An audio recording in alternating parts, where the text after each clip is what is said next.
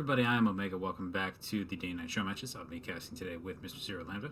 Our first match is Fade versus Caesura. Are you excited for this one? I am quite excited. I've heard tales of Fade versus Caesura for about a week now. Yeah, so here's kind of the setup for this one, guys. Both Fade and Case stopped playing StarCraft for a while. Basically, Fade kind of got fed up with the current balance state and decided, I'm going to come back to this when they rebalance it. Like, basically, the next time there's a patch. And so he hasn't been playing for maybe a couple months. Case, on the other hand, he hasn't been playing regularly since Wings of Liberty, or the very, very beginning of Heart of the Swarm. He just kind of was like, he hit Masters, and he's like, I'm done. And he hadn't really played regularly since then. So naturally, I knew that Case going into this was like, cool, I'm gonna die. Because, like, I did that thing I always do where I kind of can't really remember if Fade's Plat or Diamond, and then Case beat, I think it was a gold player on the edge of Platinum really pretty well. So I came in and smoked it, decided to move him up. And he's just like, well, I might die. So that's kind of like his mental space, as you can imagine, going into this game. Fade, on the other hand, just hasn't really played in a long time. So, he's going to have all his basics there. But basically, neither of these two individuals they have their head in the meta, so to speak. So they're not necessarily going to be using strategies that we recognize, because they're just going to be doing whatever the hell feels like a good idea. So I can sum up Omega's summary in 2 words: rusty cheese. Well, kind of, yeah. Oh yes. Or moldy cheese. Moldy too. Yeah, but cheese. rusty cheese sounds a lot better. more. Oh man, it's yeah, crazy. sounds much more striking. Yeah. Much more sour. But as far as the races are concerned, Case plays all 3. He's absolutely the best at Zerg, so he's picked up his Zerg for this match. And I would say that Fade plays both Terran and Protoss pretty well, but primarily Protoss. So they're both playing their best races, and I am frankly pretty excited to see what this is like. We're looking at very aggressive players going at it. Matches on Orbital Shipyard.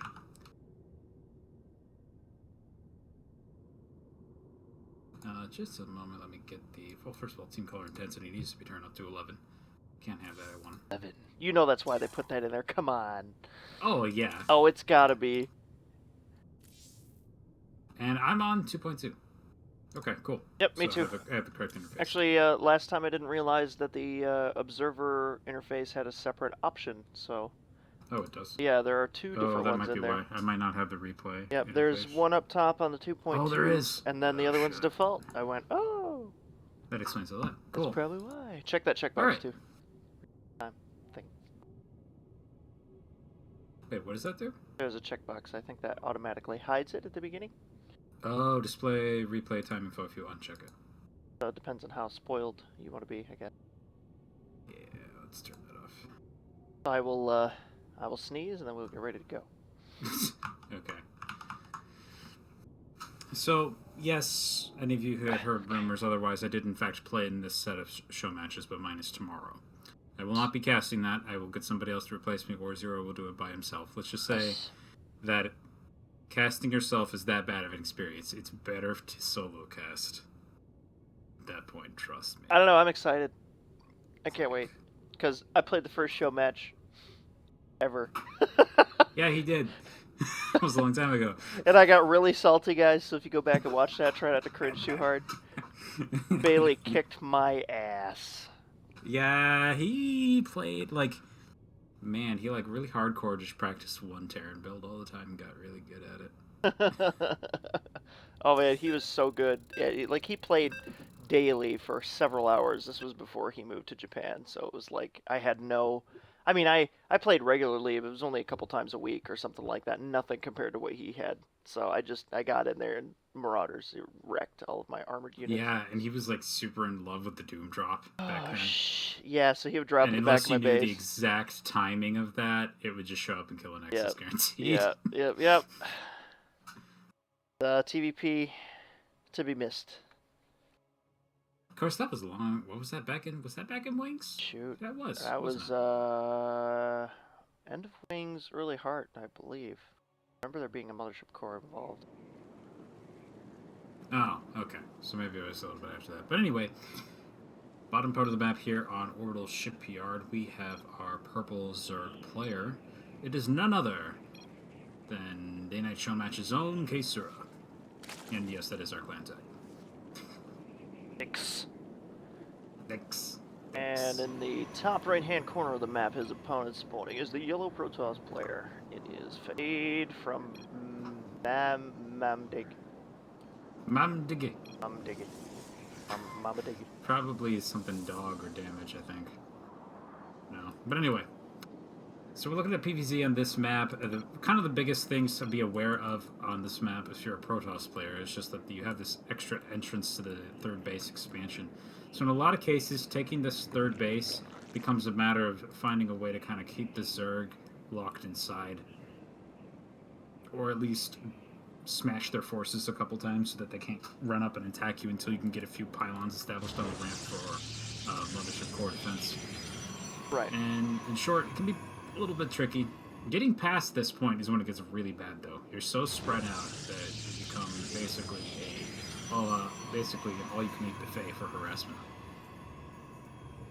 I have to say too, is any race, this natural base in the back always opens up economy on this map. Feels safe. Feels really good. This map also has a couple of strange features. If you look in the exact center of the map, this is not a no man's land. This is actually a platform, but you can only get up there by breaking these rocks, which happen to have 2,000 health. So, generally speaking, I've noticed most of the time nobody actually bothers to break these, but it's a really good engagement area. If you can get up and try and force a fight around this ramp, with a lot of your units on the high ground, it's very strong. Also makes taking these gold bases kind of suicidal. Yeah, I was just gonna say, if a player like Fade, notorious for the gold base grabbing, you just want to sneak up on him and get him from the top. You? Okay, so far is grabbed a natural expansion and a pool. No gas yet, so it's kind of just sticking to economy production. Maybe get a few links for scouting purposes here in a moment.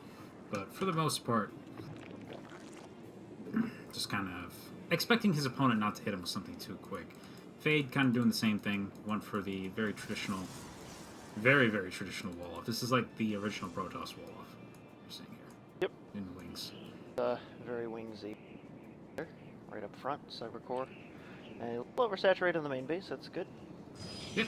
Transfer That's actually probes. really important to transfer probes in this expansion. If you don't, you can end up having difficulties. In terms of like your overall income, does it really change anything? Kind of no. But if you're in that space where you get locked in, you can't really take your third at a proper time. You can help out a little bit. Probe being chased by these links here, right across the map. Stops Oh. and gets beat up in the back alley. Guess there's no exit out of there. Despite the way it may look. Yeah, I guess it's cut off right in the like gold crystal. A double Evo and a Roach core in there. There's a Mothership Core waiting. This won't last too long. But, No, the Mothership Core with the 25 energy photon overcharge on pylons pretty much makes it very, very easy to hold a location, as long as everything can't just simply run past it or outrange it.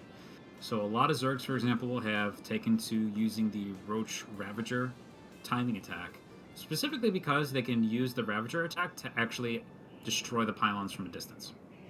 And it is a very strong maneuver, of course.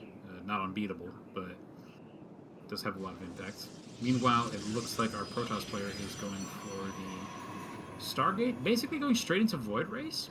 This is a little bit unusual. Mass Void Race has a lot of weaknesses, actually, in Legacy of the Void. The biggest of which is the Viper. Triple Void Race. Yeah, he's going straight Mass Void Roach. Race. Does he know he's got a Roach Warren? Is that what? No, he doesn't even see the Roach Warren. He's going to hard counter this by accident. Yikes. He is.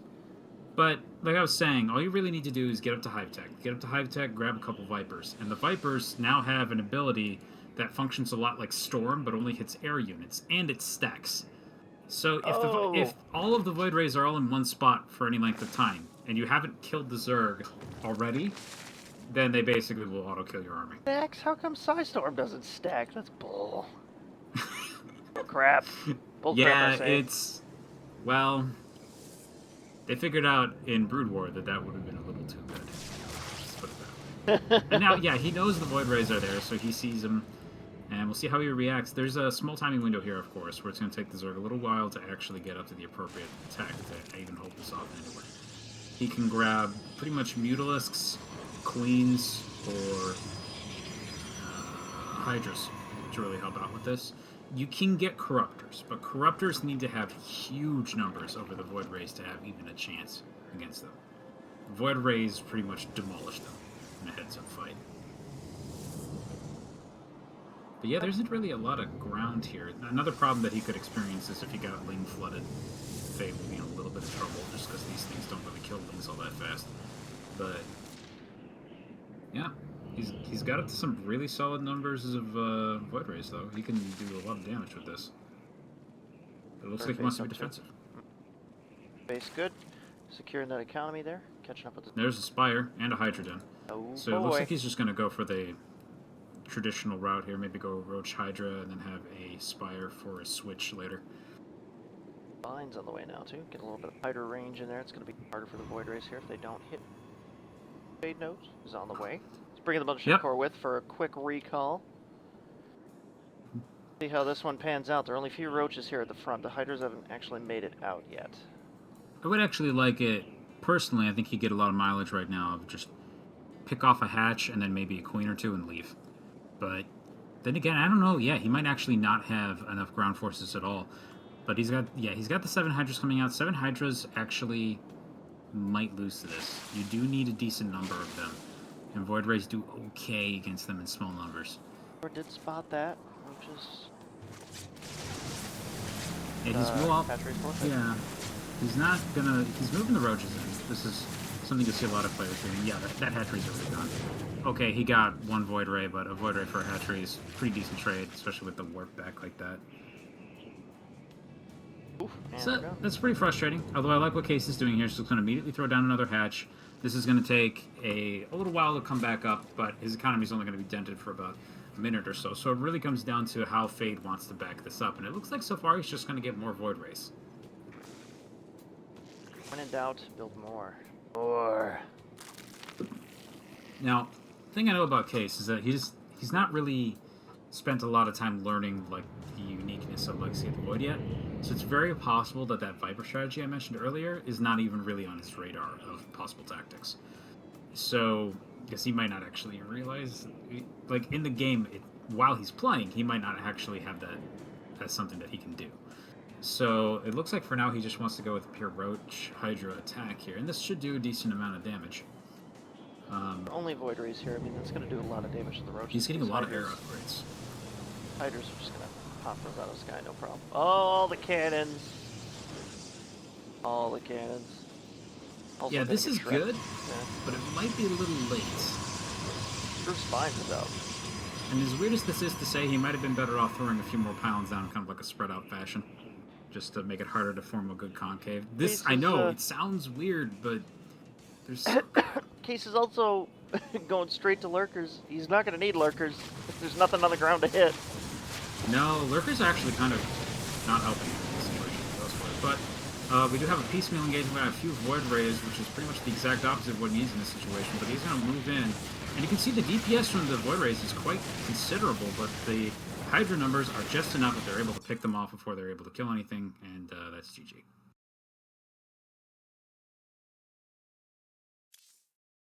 Yeah, pretty much just enough, I'd say. Is it the cleanest way to deal with that? I don't know. I mean, in a lot of ways, I think if that attack from Fade came a little bit earlier, he probably would have won that, actually. Oh, yeah. Oh, yeah, for sure. I mean, he had the Roaches out first, but he was starting right into Hydras after that. So he had plenty of stuff available, I think. Yeah.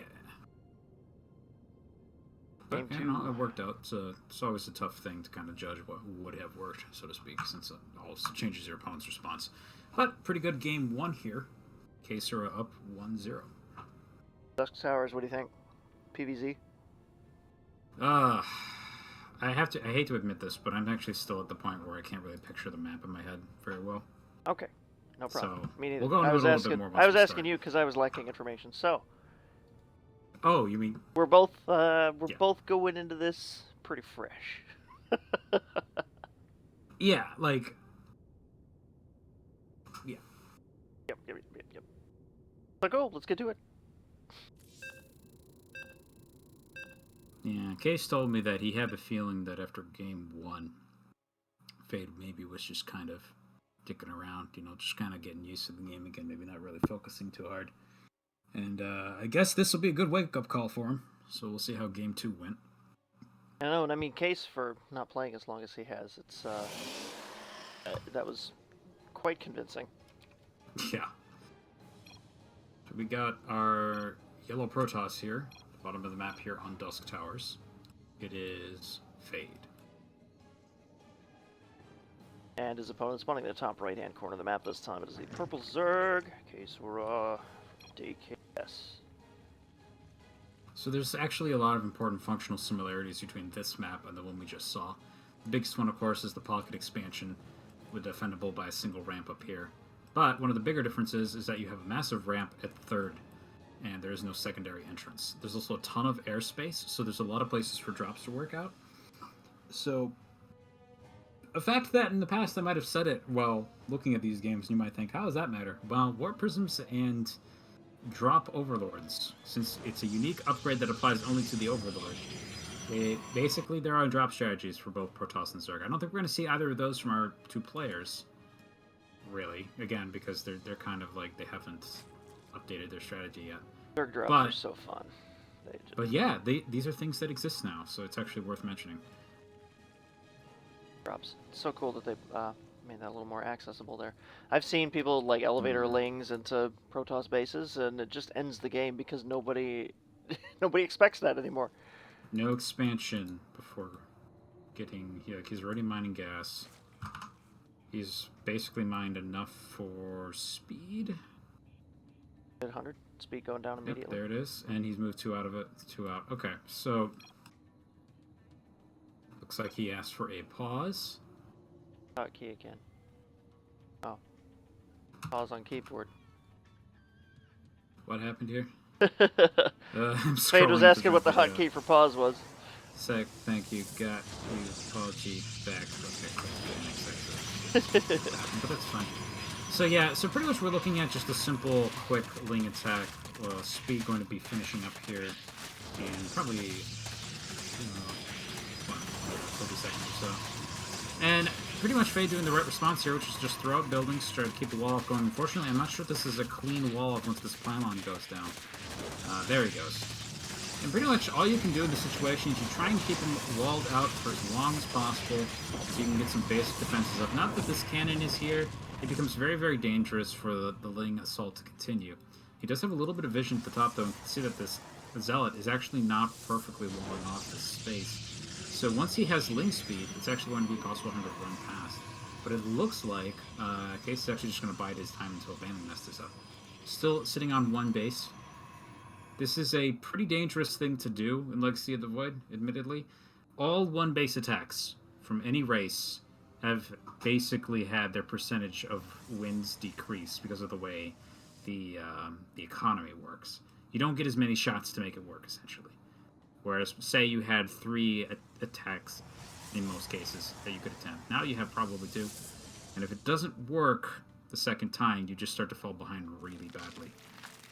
Quicker economy and legacy. But we got some banelings coming out on these squishy buildings up front. Plenty of pylons and cannons. So we're gonna hit these zealots. Shields are gonna go poof and rush right in after that. Fate's dropping a couple gateways. Here. Yeah, definitely. If Fate's dropping a couple gateways, then I don't think that this is. It may not be enough. There are a lot of lings here. I think the fact that he's not reinforcing these buildings on the edge. Yeah, the banelings are going to come in and kill the cannon immediately. And the zealots, and that's it. Oh, brutal. Yikes. Fade tapped out there. Case takes the best of 3, 2-1. And he does. Okay, well, this thing I'll always say is that, something aggressive or weird is always good to throw into a series just because it keeps your opponent on balance, even kind of on their toes without, even if you don't win. So I think that was actually a really good choice from Case, and clearly even better that he actually won it. So that means we're done with our first series today. We have 2 more coming up. The next one is Luby versus Mother Moose 3. So that's a best of 5. And then Probe versus Monosaurus. So we'll see you guys in a couple minutes.